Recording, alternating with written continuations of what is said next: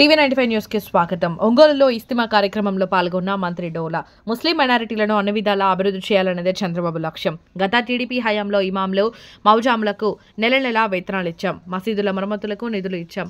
హజ్ యాత్రకు వెళ్లే వారికి ఆర్థిక సాయం చేశాం. పేదింటి ముస్లిం ఆడబిడ్డ వివాహానికి దుల్హన్ పథకంతో చంద్రబాబు పెద్దనులా సాయం చేశారు.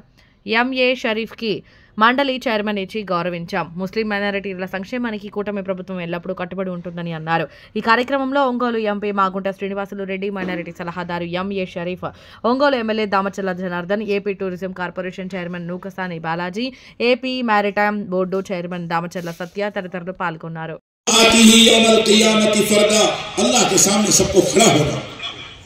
मेरे दोस्तों और बुजुर्गों, ऐसे भयानक इज्तिमा की तैयारी के लिए ये इज्तिमा होता है।